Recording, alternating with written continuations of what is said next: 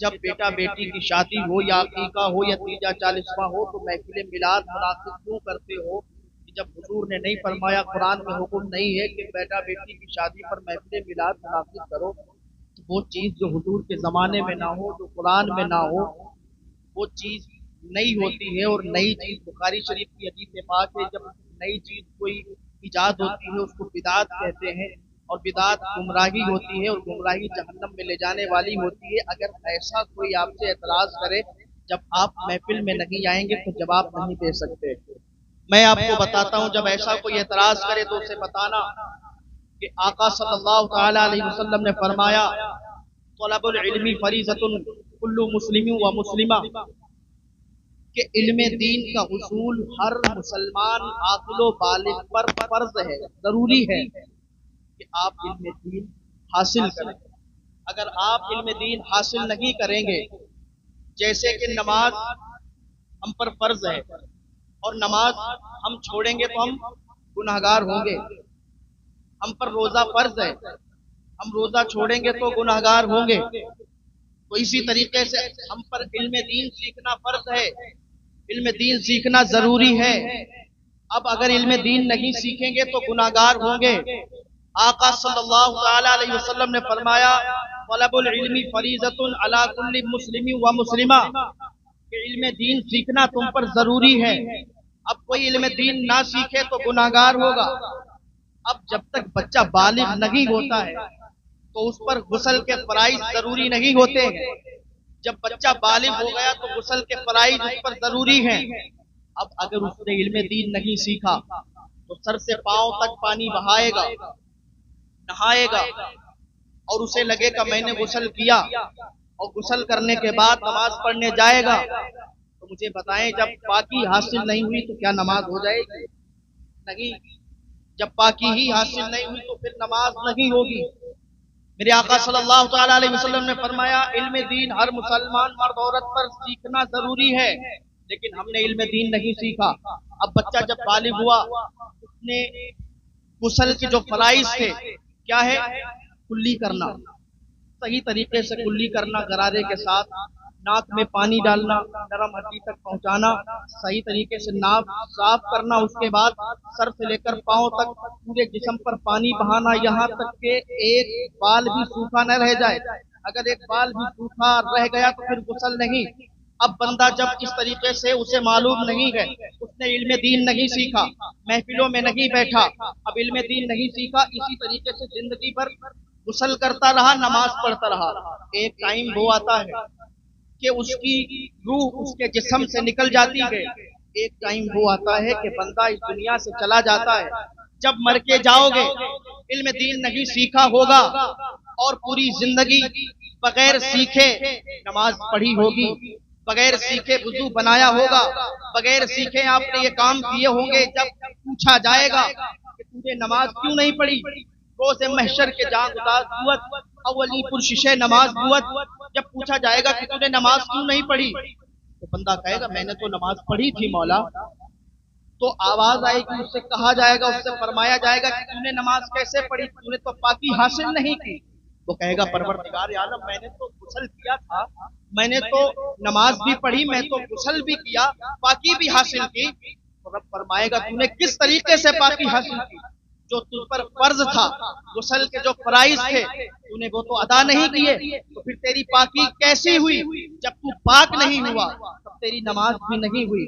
کیا تجھے میرے محبوب نے نہ بتایا تھا، میرے محبوب نے نہیں سمجھایا تھا؟ کیا تو نے میرے محبوب کی حدیث پہ عمل نہیں کیا تھا؟ طلب العلم فریضۃ علی کل مسلم و مسلمہ، کہ علم دین سیکھنا ہر مسلمان مرد عورت پر ضروری ہے۔ اب مجھے بتائیں کہ اس کا قبول نہیں ہوگا کہ مولا میں نہیں جانتا، میں نہیں جانتا، یہ عذر قبول نہیں کیا جائے گا۔ یاد رکھیں جب شادی کی تقریب ہوتی ہے، شادی کا موقع آتا ہے، جب نکاح کی محفلیں سجتی ہیں، جب نکاح کا وقت آتا ہے، اب جب علم دین سیکھا نہیں ہوگا، حضور کی حدیث پر عمل نہیں کیا ہوگا، اب شادی ہوگی، اور شادی ہونے کے بعد شوہر نے اگر بیوی کو ستانا شروع کیا، شوہر نے اگر بیوی کو پریشان کرنا شروع کیا، چونکہ علم حاصل نہیں کیا، اور علم حاصل نہیں کیا تو اسے حقوق نہیں معلوم کہ شوہر کے کیا حقوق ہے، بیوی کو نہیں پتا، بیوی کے کیا حقوق ہے، شوہر کو نہیں پتا۔ اب جب اس سے پوچھا جائے گا کہ تو نے اپنی بیوی کو بھیجا پریشان کیوں کیا، بھیجا کیوں ستایا، تو کہے گا مولا مجھے پتا نہیں تھا، یہ عذر قبول نہیں ہوگا، کیونکہ رب فرمائے گا کیا تو نے میرے محبوب کی حدیث پر عمل نہیں کیا، طلب العلم فریضۃ علی کل مسلم و مسلمہ، تو نے علم دین سیکھا کیوں نہیں، جبکہ علم دین سیکھنا فرض ہے، علم دین سیکھنا ضروری ہے۔ تو اب ہمارے علماء اسی بات کو لے کر، اب ایسی بہت سی چیزیں ہیں ہمارے علماء کو فکر لاحق ہوئے، ہمارے علماء ہمارے بزرگوں نے ان کی راتوں کی نیندیں اڑ گئیں، اس چیز نے ان کو تڑپا کے رکھ دیا کہ اب کوئی 60 سال کا ہے، کوئی 50 سال کا ہے، کوئی 40 سال کا ہے، اب ان کو باضابطہ مدرسے تو بھیجا نہیں جا سکتا۔ اب مجھے بتائیں کوئی 50 سال کا، کوئی 60 سال کا، اس سے کہہ دیا جائے کہ جناب آپ مدرسے چلے جائیں، کوئی جائے گا مدرسے؟ تو مدرسے جا کر اب وہ علم حاصل نہیں کر سکتا، کیوں؟ وجہ یہ ہے کہ اس کے سامنے اس کی بیٹیاں ہیں، اس کے سامنے اس کے بیٹے ہیں، اس کے سامنے اس کا پریوار ہے، اب وہ کمائی کرتا ہے تو لاتا ہے گھر پہ تو گھر چلتا ہے، اب مدرسے جا کر تو پڑھائی کر نہیں سکتا۔ اب علماء نے ایک ترکیب سوچی کہ کس طریقے سے ان کو علم سکھایا جائے، کس طریقے سے ان کو پڑھایا جائے۔ آخر جب یہ گرفتار ہوں گے، جب یہ پڑھیں گے نہیں، جب یہ علم سیکھیں گے نہیں، جب مر کے جائیں گے تو ان کی پکڑ ہوگی، تو کس طریقے سے انہیں بچایا جائے، کس طریقے سے انہیں سمجھایا جائے۔ ہمارے علماء نے فکر کی اور ایک ترکیب نکالی، ہمارے علماء نے ایک ترکیب سوچی۔ ایک شخص آ رہا تھا، کہا میاں بڑے خوش ہو، کیا بات ہے؟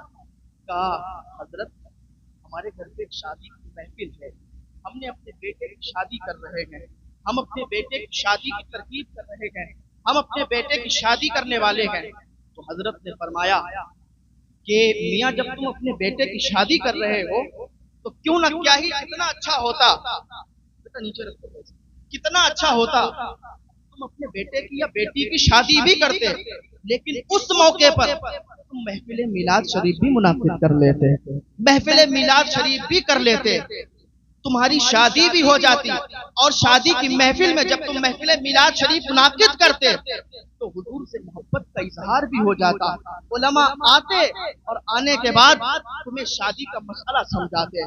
تم جب نکاح کی محفل رکھو گے، نکاح پہ شادی کی پروگرام میں جب جلسہ رکھو گے، محفل میلاد شریف منعقد کرو گے، علماء آئیں گے تمہیں سمجھائیں گے، علماء آئیں گے حقوق بتائیں گے کہ بیوی کے کیا حقوق ہوتے ہیں، علماء آئیں گے یہ سمجھائیں گے کہ شوہر کے کیا حقوق ہوتے ہیں۔ اس طریقے سے جب محفل میلاد شریف منعقد ہوگی تو مقصد کیا تھا؟ مقصد یہ تھا کہ شادی ہو جائے گی اور شادی کی محفل بھی ہو جائے گی، اور محفل میں مقصد یہ تھا کہ علماء آئیں گے ان کو شادی کے مسئلے سمجھائیں گے۔ اسی طریقے سے جب عقیقہ کی کسی نے محفل کی تو پوچھا میاں کیا کر رہے ہو؟ عقیقہ کر رہے ہیں۔ عقیقہ کر رہے ہو بہت اچھی بات ہے، لیکن اگر تم عقیقہ کرنے سے پہلے ایک محفل میلاد شریف کو منعقد کر لو تو تمہارا عقیقہ ہو جائے گا، اس میں جب علماء آئیں گے تو تمہیں سمجھائیں گے اور یہ بتائیں گے کہ عقیقے کے مسائل کیا ہے، عقیقے کے مسائل تمہیں سمجھائیں گے، تم عقیقے کے مسائل جان جاؤ گے۔ اس طریقے سے ہمارے علماء نے یہ فکر نکالی، ہمارے علماء کو یہ فکر لاحق ہوئی تو انہوں نے اس طریقے سے یہ ترکیب نکالی کہ شادی کا موقع ہو تو محفل میلاد منعقد کریں گے، عقیقے کا موقع ہو تو محفل میلاد منعقد کریں گے، تیجے کا موقع ہو تو محفل میلاد منعقد کریں گے، 40ویں کا موقع ہو تو محفل میلاد منعقد کریں گے۔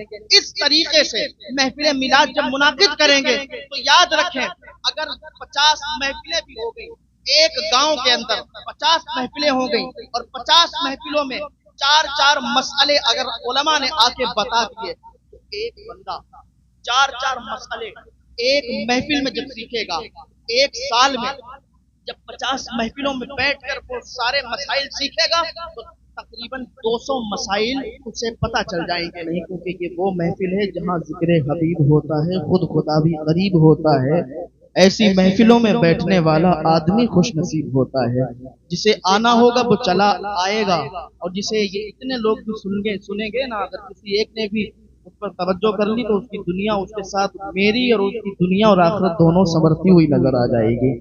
میں عرض کر رہا تھا کہ جب 50 محفلوں میں साल भर में अगर 50 महफिलों में वो शामिल हो जाए तो 200 मसले वो सीख जाएगा 50 महफिलों में। और इसी तरीके से अगर अल्लाह ताला ने उसे जिंदगी दी है तो 5-10 साल में इतने मसाइल सीख जाएगा कि शादी के मसाइल उसे पता चल जाएंगे, अकीके के मसाइल उसे पता चल जाएंगे, तीजे 40वें के मसाइल उसे पता चल जाएंगे।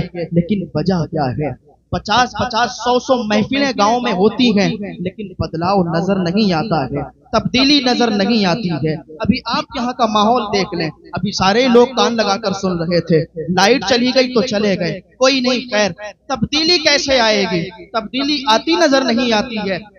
एक गांव में 50-50, 100-100 महफिलें होती हैं लेकिन फिर भी तब्दीली नहीं। फिर भी उस गांव में शराबी भी नजर आता है, उस गांव में जानी भी नजर आता है, उस गांव में चोरी करने वाला भी नजर आता है। तब्दीली क्यों नहीं है? तब्दीली इसलिए नहीं है क्योंकि आज हमने सारी चीजों को रस्मी समझ लिया है। जिस तरीके से शादियों में रस्में होती हैं उस तरीके से हमने महफिल मिलाद को भी रस्मी समझा है। हमने सोचा है कि जब शादी की महफिल होगी तो फिर महफिल मिलाद मुनाकिद होगी, उलमा आएंगे, अपनी बात करेंगे, चले जाएंगे। हमने उस पर अमल नहीं किया, हमें इस पर अमल करना होगा, हमें इस पर तवज्जो से सुनना होगा, हमें इसका मकसद समझना होगा। क्योंकि आजकल के हमारे जो उलमा हजरात हैं, अल्लाह ताला सबको सलामत रखे, लेकिन कुछ ऐसे भी खुतबा हैं, कुछ ऐसे भी खतीब हैं कि जिनके अंदर लिल्लाहियत बाकी नहीं है, जो अपने बयान के अंदर लिल्लाहियत नहीं देते। इसलिए वो आते हैं सिर्फ तेरी मेरी इधर उधर की बुराई करके, इधर उधर की बातें करके, मिंबर से रस्मी तौर तरीके से खतीब खिताबत करके और चले जाते हैं। इसीलिए तब्दीली नजर नहीं आती है, इसीलिए हमारे अंदर बदलाव पैदा नहीं होता है। अल्लाह ताला फरमाता है, ऐ मेरे बंदो, तुम अल्लाह ताला की दी हुई जो नेमतें हैं उनको जिक्र करो, उनका चर्चा करो, उनका शुक्र अदा करो। अल्लाह ताला ने फरमाया कि नेमतों का जिक्र करो। अब अल्लाह ताला का हुक्म यह है कि नेमतों को जिक्र किया जाए, लेकिन खबर क्या दी गई? नेमतें इतनी हैं कि गिनती से बाहर हैं, यानी गिन नहीं सकते। तो अब मुझे बताएं, जो चीज गिनती से बाहर हो उसको हम गिन कैसे सकते हैं? यानी इतनी गिनती से बाहर उसको हम गिन नहीं सकते, तो उसको किस तरीके से जिक्र करें? तो अब उलमा ने इसमें भी सोचा, इसमें भी उन्होंने समझा, सोचा और एक तरकीब निकाली कि एक ऐसी नेमत को बयान किया जाए, एक ऐसी नेमत का जिक्र किया जाए, एक नेमत बयान हो जाए और अल्लाह लिख दे, ऐ मेरे बंदे तूने हर नेमत का जिक्र कर दिया है, तूने हर नेमत का जिक्र कर दिया है। अब नेमत तलाश की जाए, नेमत आखिर कौन सी है? 3 बड़ी नेमतें मिली। मेरी बात अगर तवज्जो से सुनोगे तब समझ में आएगा, वरना फिर जो यूट्यूब पे चल रहा है बाद में बैठ के सुनना तब समझ में आएगा। तो 3 बड़ी नेमतें, उनमें से अपना वजूद, अपना जिस्म भी एक बड़ी नेमत है। कि हमारा जिस्म जो है ये बड़ी नेमत है, इसलिए कि हमारे पास जिस्म है तो हमें नेमतें मिल रही हैं। जिस्म है तो ये शरबत आ रहा है, हमारा जिस्म है तो ये शरबत हम पी सकते हैं। अगर जिस्म ना होता, अगर वजूद ना होता तो ये शरबत नहीं पी सकते थे। पता चला जिस्म है तो ये शरबत पी रहे हैं। जिस्म ये बहुत बड़ी नेमत है, लेकिन अब हमारा जिस्म तो है, हमारा वजूद तो है, लेकिन ये किसके सबब है? ये किसके सबब है? ये हमें वजूद किसके सबब मिला? एक सीधा सा जवाब आपको देते हैं कि हमारा जिस्म ये हमारे माँ बाप के सबब है। कि अगर माँ बाप ना होते तो फिर जिस्म ना होता। क्योंकि जब कोई चीज वजूद में आती है उसकी 4 इल्लतें होती हैं, तो मैं आपको समझाना चाहता हूँ। एक इल्लत मादी होती है और एक इल्लत फाइली होती है। आप कहेंगे जनाब ये इल्लत मादी क्या हुआ, इल्लत फाइली क्या हुआ? तो मैं आपको समझाता हूँ। हमारी तरफ जो मिट्टी से बर्तन बनाए जाते हैं, मिट्टी से जो बर्तन बनते हैं उनको कुम्हार कहते हैं, इधर क्या कहते हैं पता नहीं, लेकिन जो मिट्टी से बर्तन बनाता है तो जिसने बनाया वो इल्लत फाइली हो गया, जिससे बना वो इल्लत मादी। तो हम अपने माँ बाप से बने तो हमारे इल्लत मादी हुए हमारे माँ बाप। अब हमारा जिस्म, हमारा वजूद हमारे माँ बाप के सबब है, तो हम हमारे माँ बाप के सबब हम पैदा हुए। तो हमारे माँ बाप किसके सबब आए? तो एक सीधा सा जवाब, वो अपने माँ बाप के सबब। फिर वो किसके सबब आए? वो अपने माँ बाप के सबब। वो किसके सबब? वो अपने आबाओ अजदाद के सबब। तो बात यूं ही चलेगी या कहीं पर रुकेगी? तो जब ये सवाल हुआ कि बात यूं ही चलती चली जाएगी या कहीं पर रुकेगी, तो जवाब आया ये बात हजरत आदम अलैहिस्सलाम पर रुक जाएगी। کیوں؟ کیونکہ ہمیں جسم ملا ہمارے ماں باپ کے سبب، انہیں جسم ملا ان کے ماں باپ کے سبب، انہیں جسم ملا اپنے آبا و اجداد کے سبب، انہیں جو وجود ملا ہے وہ حضرت آدم کے سبب ملا ہے۔ اب یہاں پر ایک مسئلہ آ کے رکا کہ ٹھیک ہے ہم بنے اپنے ماں باپ کے سبب، ماں باپ بنے اپنے ماں باپ کے سبب، وہ اپنے آبا و اجداد کے سبب، وہ حضرت آدم کے سبب، تو حضرت آدم کس کے سبب بنے؟ حضرت آدم کس کے سبب بنے ہیں؟ اب جب سوال ہوا اور میں کسی سے پوچھوں گا نہیں کہ مجھے یہ بتاؤ کہ آدم کس کے سبب بنے ہیں، تو اب سیدھا پروردگار عالم سے پوچھیں گے اے پروردگار عالم تو بتا کہ آدم کس کے سبب بنے ہیں؟ تو رب فرماتا ہے لولا محمد لما خلقت آدم، اگر محمد عربی کو نہ پیدا کرتا تو آدم کو بھی وجود نہ بخشا جاتا۔ اگر محمد عربی نہ ہوتے تو پھر آدم بھی نہ ہوتے، نہ زمیں ہوتی نہ زما ہوتا، نہ مکی ہوتی نہ مکا ہوتا، نہ چنی ہوتی نہ چنا ہوتا، نہ زمین کی پستی ہوتی، نہ موم کی نرمی ہوتی، نہ ہیرے کی جھلک ہوتی، نہ موتی کی چمک ہوتی۔ یہ جو کچھ بنا ہے یہ آمنہ کے لال کے صدقے میں بنا ہے۔ وہ جو نہ تھے تو کچھ نہ تھا، وہ جو نہ ہو تو کچھ نہ ہو، جان ہے وہ جہان کی اور جان ہے تو جہان ہے، جان ہے تو جہان ہے۔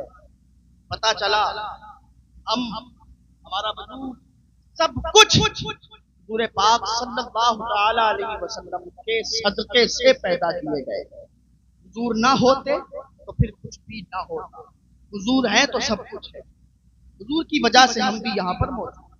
اگر حضور نہ ہوتے تو پھر کچھ نہ ہوتا۔ تو بات چل رہی تھی حضرت آدم علیہ السلام سے ہی حضرت حوا کو بنایا گیا۔ اب جب حضرت حوا کو پیدا کیا گیا، اب چونکہ جنس کی طرف مائل ہوتی ہے تو حضرت آدم علیہ السلام نے حضرت حوا کو چھونا چاہا، تو آواز آئی آدم ابھی تم ان کو چھو نہیں سکتے۔ عرض کیا مولا ابھی کیوں نہیں چھو سکتے؟ آواز آئی اے آدم ابھی تم ان کو چھو اس لیے نہیں سکتے کیونکہ ابھی یہ تم پر حلال نہیں ہے۔ اے پروردگار عالم تو پھر یہ حلال کس طریقے سے ہوں گے؟ تو آدم حلال اس طریقے سے ہوں گی کہ ان کا مہر ادا کیا جائے، حق مہر ادا کیا جائے۔ آدم علیہ السلام عرض کرتے ہیں پروردگار عالم مہر کیا ہے؟ کیا دینا ہوگا؟ جو مہر ادا ہو جائے گا یہ حلال ہو جائے گی۔ تو پروردگار عالم نے فرمایا آدم 20 مرتبہ محمد عربی پر درود سلام پڑھ لو تمہارا مہر ادا ہو جائے گا۔ 20 مرتبہ محمد عربی صلی اللہ علیہ وسلم ان پر درود پڑھ لو تمہارا مہر ادا ہو جائے گا۔ درود شریف کی فضیلت کیا ہے؟ درود شریف کی بہت بڑی فضیلت ہے۔ حضور اعلیٰ حضرت رضی اللہ تعالیٰ عنہ جب اپنے حجرہ مبارکہ میں بیٹھا کرتے تھے، عصر کے بعد جب آپ درود شریف کی محفل سجاتے تھے تو آپ اٹھتے نہیں تھے، اور آپ درود شریف کی محفل سجا کے آپ کو یہ مقام حاصل ہوا کہ ایک شخص اعلیٰ حضرت کی بارگاہ میں ملنے کے لیے آیا، تو جب ان کے حجرے تک جانا چاہتا تو جمیل قادری کے شہزادے وہاں پر رہا کرتے تھے، انہوں نے کہا کہاں جاتے ہو؟ کہ اعلیٰ حضرت سے ملاقات کرنا ہے۔ تو اعلیٰ حضرت سے اور کون جمیل قادری؟ جنہوں نے لکھا ہے میں وہ سنی ہوں جمیل قادری مرنے کے بعد میرا لاشا بھی پڑھے گا الصلوۃ والسلام۔ تو کہا تمہیں اعلیٰ حضرت سے ملاقات کرنی ہے؟ کہا ہاں۔ کہا چلو میرے ساتھ۔ حضور اعلیٰ حضرت رضی اللہ تعالیٰ عنہ کے حجرے تک گئے، اندر داخل ہوئے، اور وہ خوب جانتے تھے کہ اعلیٰ حضرت رضی اللہ تعالیٰ عنہ ابھی حجرے کے اندر موجود ہیں، کیونکہ ابھی یہاں سے چل کر کے گئے ہیں اور ابھی وہاں سے باہر نہیں نکلے۔ تو جب حجرے کے اندر وہ دونوں شخص گئے، کیا دیکھتے ہیں حضور اعلیٰ حضرت رضی اللہ تعالیٰ عنہ وہاں پر موجود نہیں ہے۔ جب موجود نہیں تو واپس ہو لیے، دیکھا ادھر ادھر موجود نہیں، واپسی سے قدم بڑھائے، جیسے ہی دروازے سے باہر انہوں نے قدم رکھا تو آہٹ محسوس ہوئی۔ جب آہٹ محسوس ہوئی تو انہوں نے مڑ کے دیکھا، اور جب مڑ کے دیکھا تو مسند پر حضور اعلیٰ حضرت رضی اللہ تعالیٰ عنہ بیٹھے ہوئے مسکرا رہے تھے۔ تو اس نے پوچھا کہ اے اعلیٰ حضرت مجھے یہ تو بتائیں، ابھی آپ تو یہاں پر حضور موجود نہیں تھے، ابھی ہم لوگ ملنے کے آئے، آپ کو دیکھا آپ نظر نہیں آئے، ابھی ایک دم کہاں سے آ گئے؟ حضور اعلیٰ حضرت فرماتے ہیں تم یہ نہ پوچھو میں کہاں گیا تھا کہاں سے آیا، تم اپنا کام بتاؤ کہ تم کس مقصد سے آئے ہو۔ انہوں نے کہا حضور مقصد تو بعد میں بتائیں گے، مجھے یہ تو بتائیں آپ آئے کدھر سے؟ تو حضور اعلیٰ حضرت فرماتے ہیں کہ مجھے حضور کی ذات سے، حضور کی بارگاہ سے وہ شرف حاصل ہے کہ احمد رضا ہر جمعرات کو مدینے آیا جایا کرتا ہے، کہ احمد رضا ہر جمعرات کو مدینے آیا جایا کرتا ہے۔ بات کیا ہے؟ درود پاک صلی اللہ علیہ وسلم، درود پاک پڑھا کرتے، और जो भी दरूद पाक का वजीफा कर ले तो उसकी दुनिया और आखिरत दोनों संवरती हुई नजर आती है। तो दरूद शरीफ को ज्यादा से ज्यादा पढ़ा जाए। तो मैं अर्ज कर रहा था, हजरत आदम अलैहिस्सलाम ने अर्ज किया, परवरदिगार आलम हव्वा कैसे हलाल होंगी? तो आवाज आई कि 20 मरतबा मोहम्मद अरबी सल्लल्लाहु अलैहि वसल्लम पर दरूद पढ़ो, हव्वा हलाल हो जाएंगी। ठीक है, मुझे अब ये बताएं कि दरूद शरीफ पढ़ा हजरत आदम अलैहिस्सलाम ने, दरूद शरीफ किसको मिला? बोले जरा, दरूद शरीफ किसको मिला? दरूद शरीफ हुजूर पर पढ़ा गया तो दरूद शरीफ हुजूर को मिला। और हजरत आदम को दरूद के बदले क्या मिला? हजरत हव्वा मिली। तो जब हजरत हव्वा हजरत आदम को मिल गई और हुजूर को दरूद मिल गया तो जिसका हक था उसे क्या मिला? हजरत हव्वा को क्या मिला? हजरत हव्वा को क्या मिला? तो उलमा लिखते हैं आदम को दरूद के बदले में हव्वा मिल गई और हव्वा को क्या मिला? हुजूर को दरूद मिल गया, आदम को हव्वा मिल गई और हव्वा को बदले में नूरे मुस्तफा मिल गया है। हव्वा को बदले में नूरे मुस्तफा मिल गया। तो उलमा ने निकाली एक सूरत कि जिसने सबसे बड़ी जो नेमत है वो हुजूर की साथ है, और जिसने हुजूर का जिक्र कर दिया समझे कि सारी नेमतों का जिक्र हो गया है। जिसने हुजूर की नेमत, हुजूर का जिक्र कर दिया वो समझे कि उसने हर नेमत का जिक्र कर दिया। तो अल्लाह ताला की दी हुई नेमतों पर उसका शुक्रिया अदा किया करें। आंख अल्लाह ताला ने अता फरमाई, तो आंख का शुक्र यह है कि आंख से कभी भी गलत चीज को ना देखे। ये पांव अल्लाह ताला की नेमत है, तो इसका शुक्र यह है कि ये कभी गलत रास्ते पर ना जाए। हाथ ये अल्लाह ताला ने अता किए हैं, तो हाथों का शुक्र यह है कि इनसे कभी गलत चीजों को ना छुए। जबान का शुक्र यह है कि इससे कभी गलत चीज ना बोले, गलत बात ना कहे।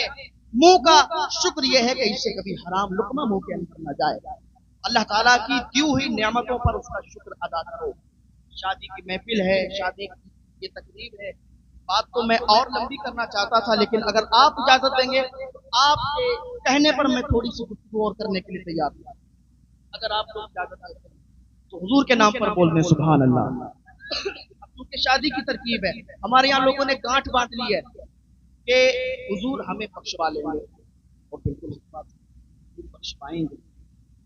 हम नमाज नहीं पढ़ते, लोग कहते हैं नमाज नहीं पढ़ते तो क्या हुआ, हुजूर तो बख्शवा लेंगे।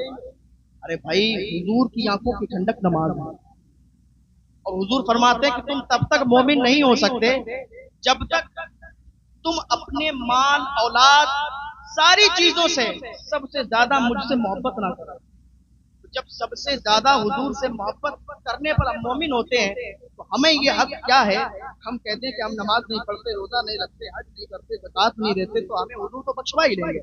ये बात बिल्कुल गलत है, इसको बिल्कुल न कहा जाए, बल्कि नमाजों की पाबंदी करो। हुजूर तो बख्शवाने वाले, हुजूर तो बख्शवाएंगे। हुजूर किस किस को बख्शवाते